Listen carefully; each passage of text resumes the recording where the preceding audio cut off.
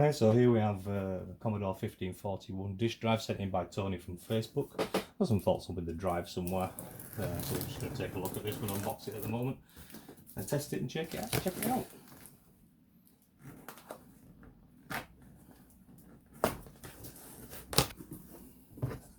Wow, nice packaging, Tony.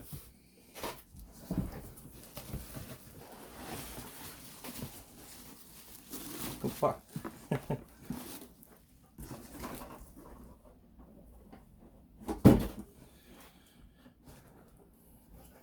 That's how they should be packed.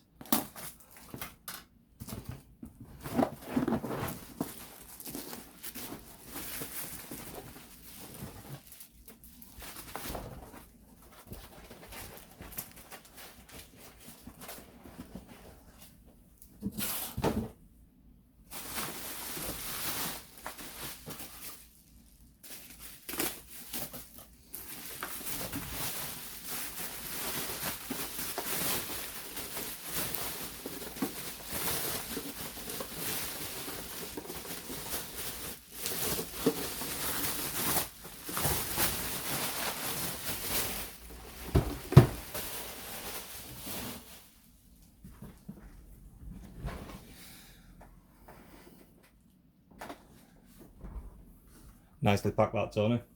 So what have we got? So we've got an Alps drive. We've got an Airwolf game.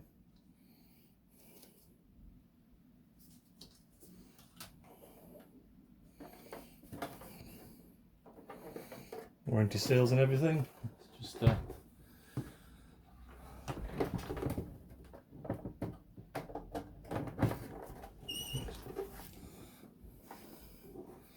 power the drive, and let's see what she does. What you're supposed to see here is you'll see the power light come on, the activity light come on, and then go back off again, which is the correct opposite operation when it's doing its reset procedure. So let's see if that happens now when we turn it on. No, we've got the drive spinning, you can hear that, constantly spinning, and it's not resetting. So obviously there's something faulty on the board there. So let's take it apart and see what we can find.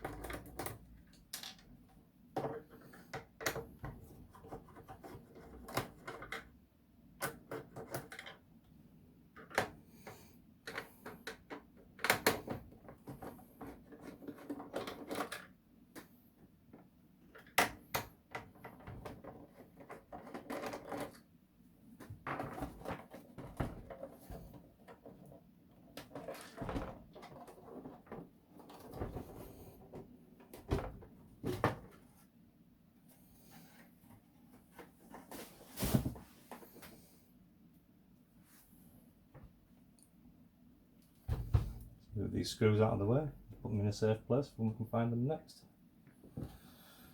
Let's have a look at the drive itself.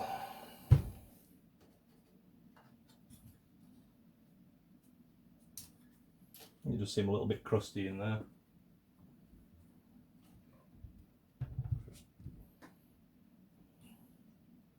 My beds don't seem too dirty. What I'm going to do first is I'm just going to pull these chips, put a bit of spray dioxide into the contacts so we can clean up the sockets and the chip legs, and then we'll check it again then.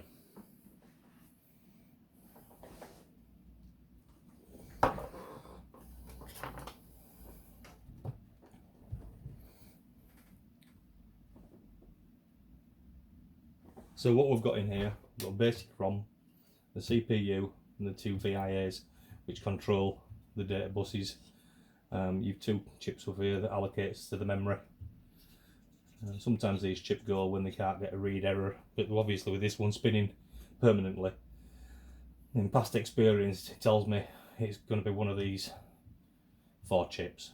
So what I want to do at the moment is I'm just going to pull the basic ROM out. This one, by the way, would be the one that you replace if you were going to put Chiffy DOS in there. So just pull that out.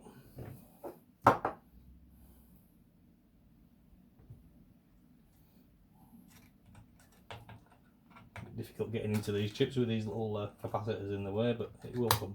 There you go.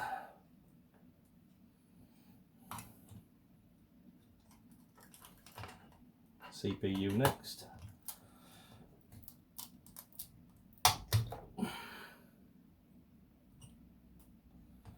And the two VIAs.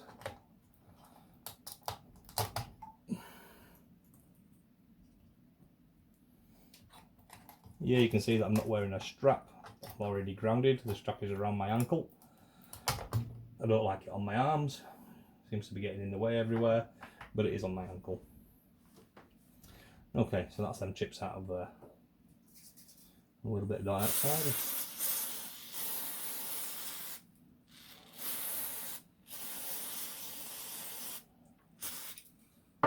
Get a bit of a toothbrush in there so you don't get into all the little pins.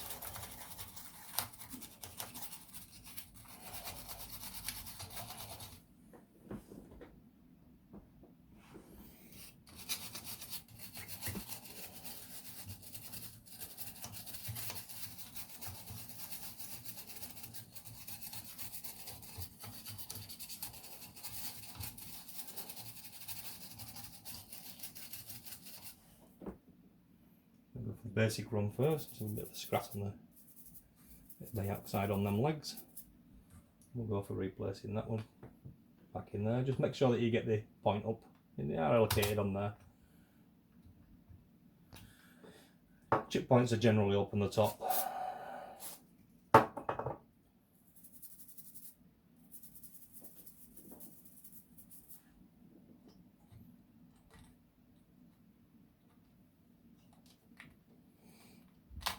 That's the two kernels. There's a high and a low.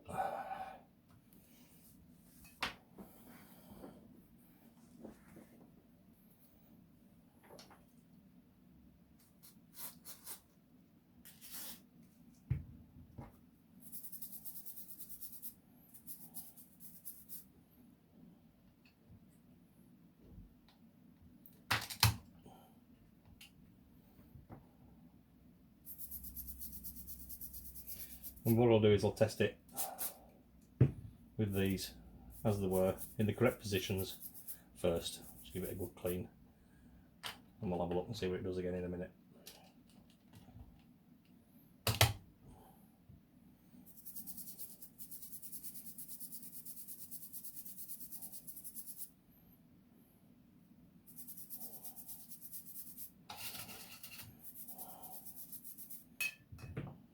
Okay, so notch, where are you notch? Notch there. So that's all them back in. Let's put some power in and let's see if it made a difference to it. I have a famous motto that it's got two choices. People who know me quite well with that. So we've got the power back in. Is it going to do any different? No, we're doing exactly the same. So I'm just going to power that off again. What I'm going to do this time, I'm going to swap these two via chips and see if the activity changes.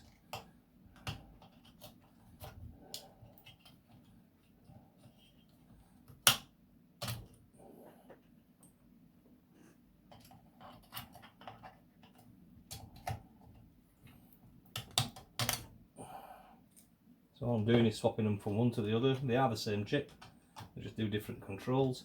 So hopefully if it is one of these chips, we're going to see a difference in the characteristics of the drive. That's in there. Let's go again, switching the drive on. Nope, it's exactly the same, so that tells me that more than likely them two chips are perfectly fine. What you do get normally with one of those is if the CPU's faulty or the basic ROM's faulty, then you will get this continuous drive spin. So I think what I'm going to do first is I'm going to change that CPU, which if my memory serves me rightly, to 6502, and we'll see if that makes a difference.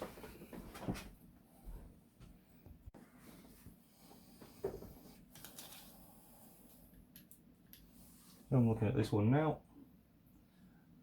That's a 6502, and we've got third month 84.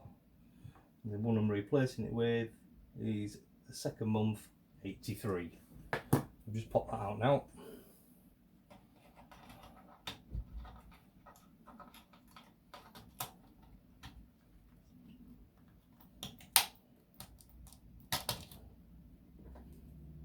That's the one that we suspect is being faulty. Let's move that out of the way. We'll replace it with this one.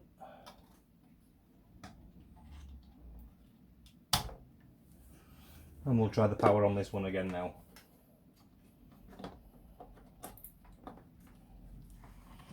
So, fingers crossed, let's see what happens. See, exactly the same. So that's now telling me we've changed the processor, it didn't work. So I'm going to pull that processor back out, because we know that should be okay. So all this what I'm doing at the moment is all doing it without any of the test equipment through past experience and knowledge. What I do know is that if the kernel ROM doesn't access the CPU correctly, it pulls all the data bus lines high, therefore making the drive spin and acts like it's a faulty CPU. So this time I'm going to go for the kernel ROM. Pop that one there. Let's see if we can find the other one. So we've got another kernel ROM. This one's 83. That one's in the socket. Let's see if we've got a difference. No, still the same.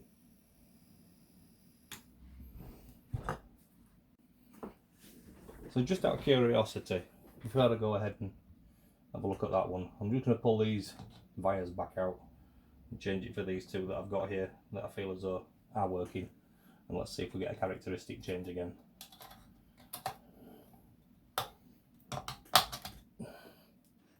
Out.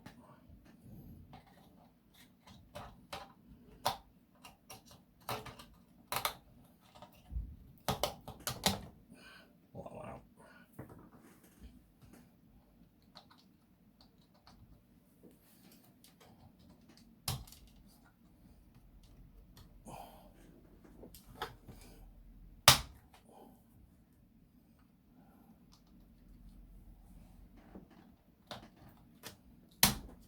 Right, let's fire that up and see if that makes a difference.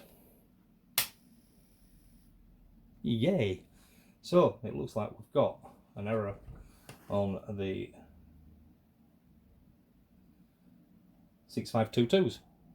So we've now got a bit of activity there. It's responding as it should,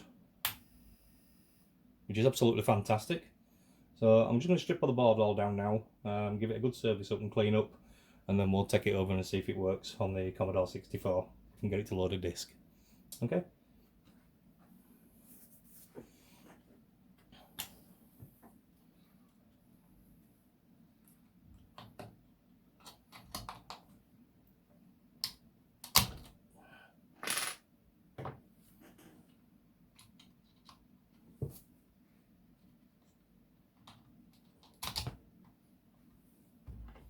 Change the kernel, test again. Yep, still works. That's fine.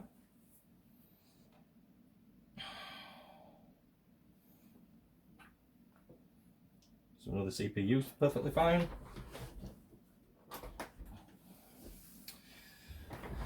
Right. So power cord out, so we're not going to be needing that anymore for a while. So I'm going to pop these connectors off.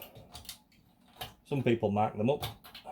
Myself, not many of these now that I know where they're going. This connector feels a little bit, so we'll deoxide that when we get the board out.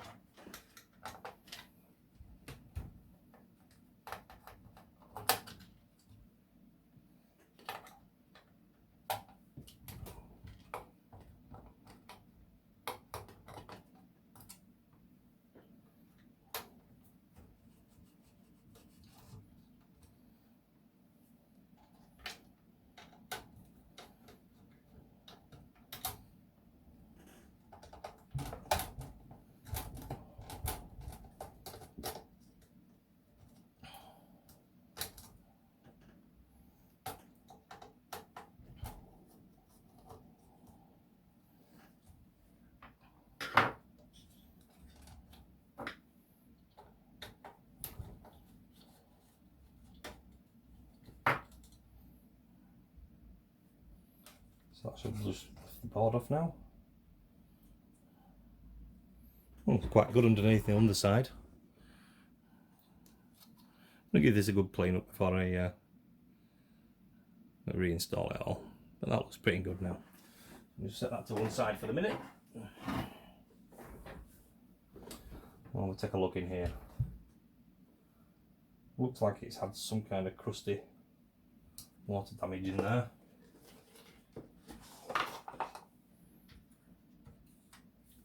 Does feel quite good on there, but I'm still going to give that a really good clean. See if we can get some of this crustiness off around here as well, because it looks minging.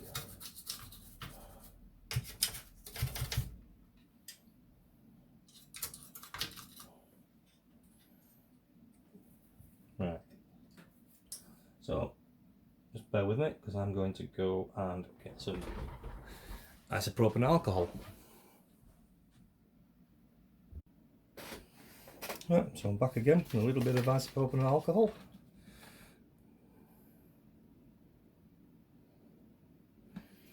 Put a little bit in the cap there. What I want to do is pull that head right forward as possibly can, then I can see the slide rails. I'm just going to get in there now, clean out all that junk.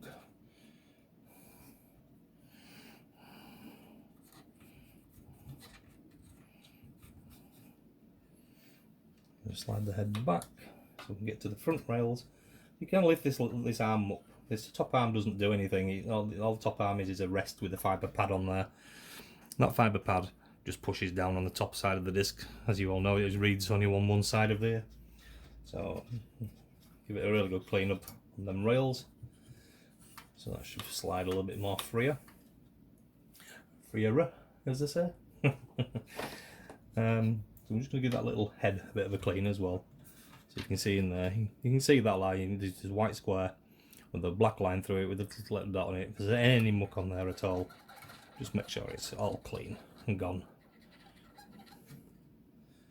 Yeah, it looks fairly clean anyway, so just give it a really good clean round on there. There's nothing more on there.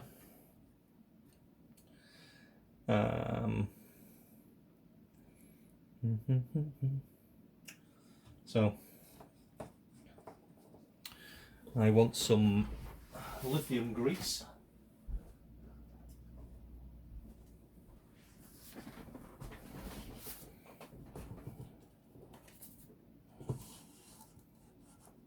Lithium grease. I just normally spray a little bit on a card or something like that. Yeah, it doesn't. There you go, not that easy. I'll just take a little bit of that, pop it onto the rail. Same for the other side.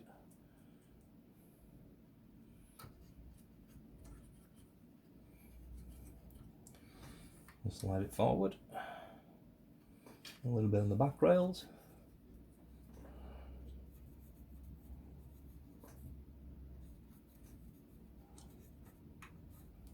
Slide it back and forward a little bit. Oh wow, yeah, massive amount of difference on there now.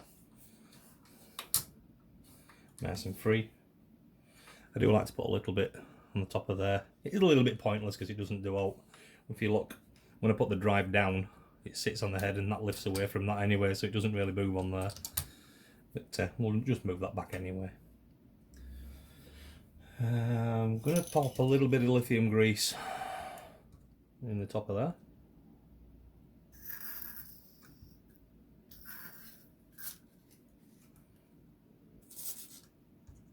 And a bit on there.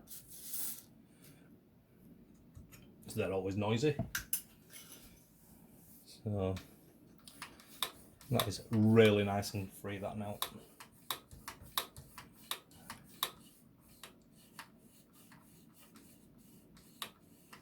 So now we've got that sorted. Just going to change the camera angle for you, and we'll put it back together and test.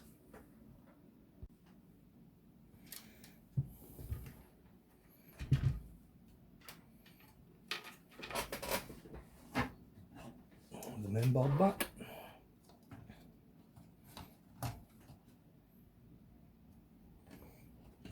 What I'm going to do is put the side two ones in first, because that holds down for the seat sink, and they are a bit of a pain to line up if you don't put them on first. So there's a little tip for you.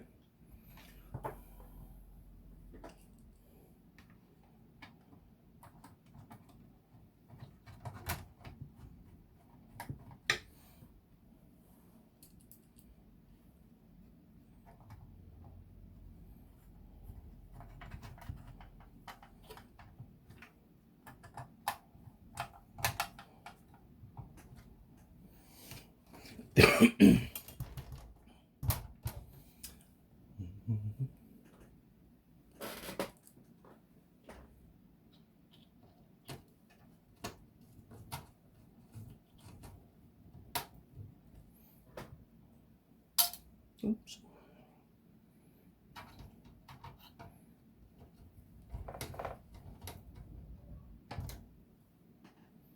There we go. Oh, it's escaping.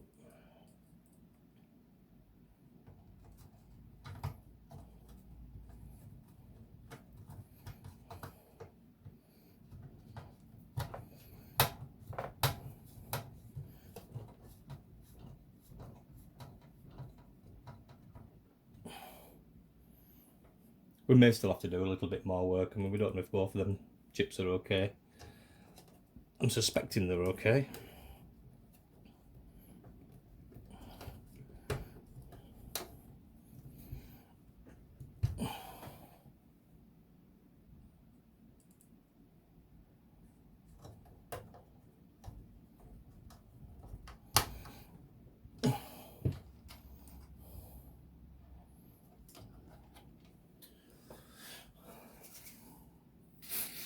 There's the outside on that. On we go.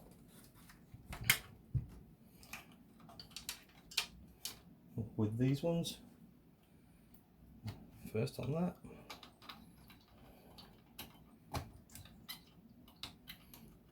As I said earlier, some people like to mark these sockets so they know which way they go, but I've found with these drives, because they've been sat there that long, the wires are all pretty much lined up for you anyway. So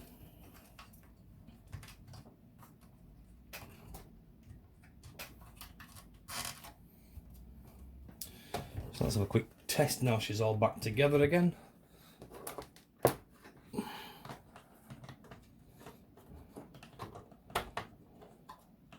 In there somewhere. A quick look. Yep, that's acting correct. So we've got that back together now. Seems to be working correctly. So what I'm going to do is move us over to the Commodore 64, and we'll plug the serial cable in, and we'll see if we've actually got any drive activity from this 1541. So here we are over at the Commodore 64. It's a little bit precariously stacked up there. The only way I could seem to get it in. So I'm going to switch the 1541 on first.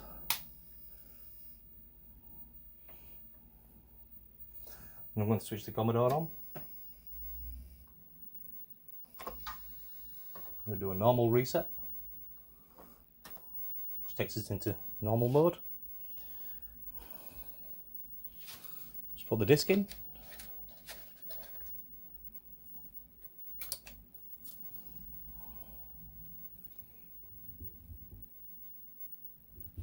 and let's see if we get a read. Sorry about the flashing, I just can't seem to quite get that right yet. D. Let's go for the $sign first. Nope, we've got.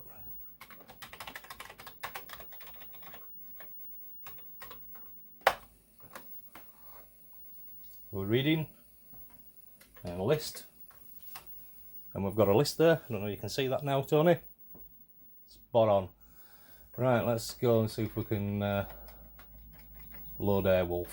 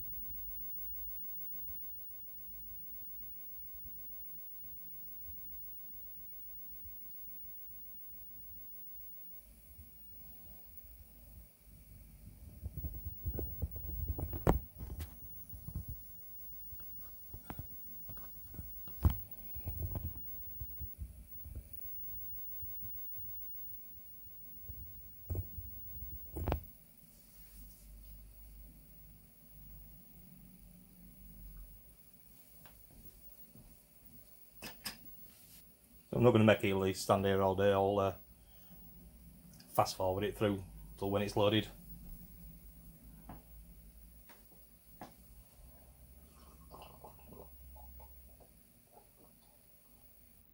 Looks like we have an error. Right, that's okay. I'm going to shut down again. Start back up to send the reset. That's fine. It could just be that game, so let's have another look at another one. $sign.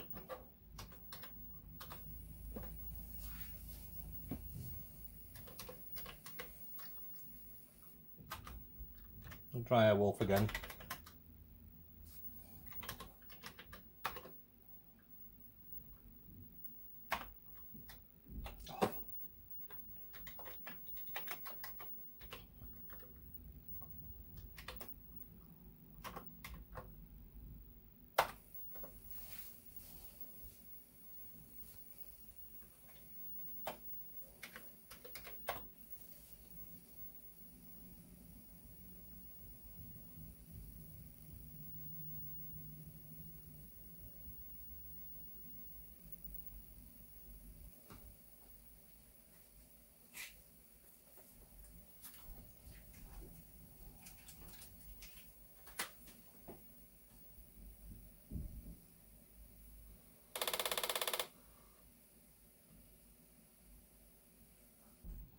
No, didn't work on that one neither.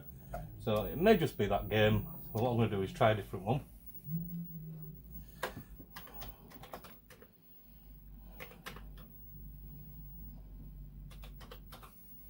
Let's get the directory up.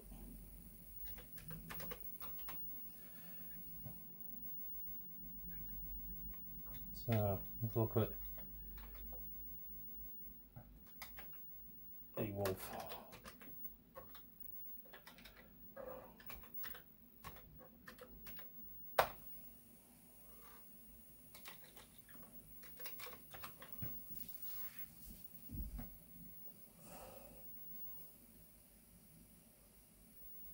I've got a feeling that one of those other 6522s is still not right. So we've got a head bounce again and an error.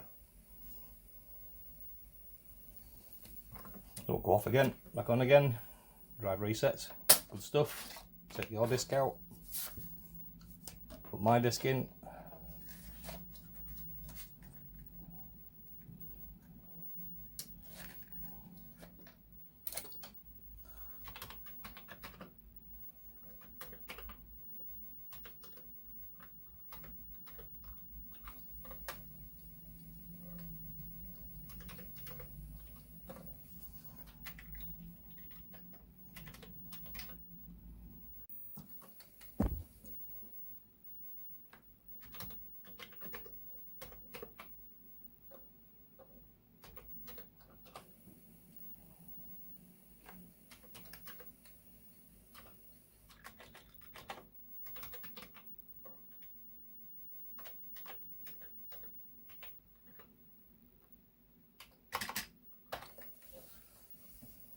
We'll see how that goes.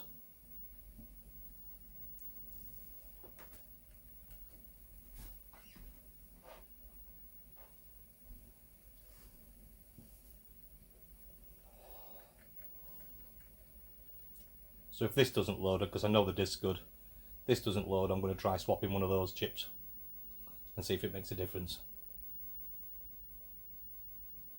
Oh, looks like we're ready. Let's see if it runs.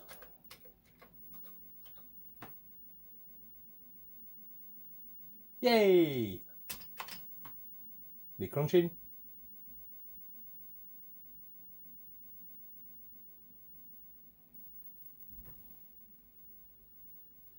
Normal. I would call that a winner. Chicken dinner.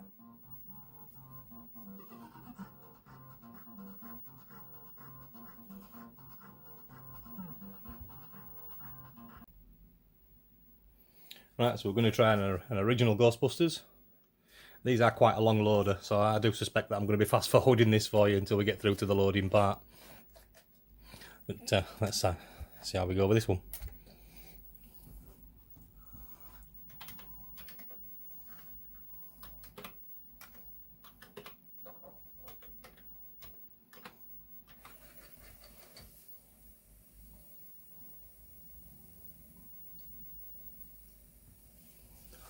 And the reason why I load Ghostbusters is because it does a lot of security checks, and you'll hear the heads banging on the drive quite a lot for trying to find zero sector. It's where the copy protection's kept in Zero's track. It seems to be loading up perfectly well. Normally when that screen comes on, you can see the Activision screen. There you go, there's the head bumps. It'll do it a few times until it's happy with the disc, and then it'll proceed with the loading, bounce the heads a few more times, and then eventually it will just load up.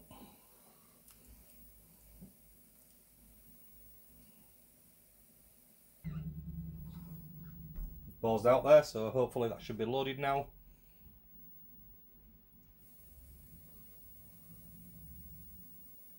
Might go through a bit more head banging yet, not sure. Let's see, there we go.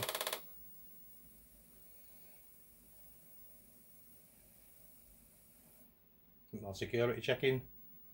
Hopefully Ghostbusters will start up now.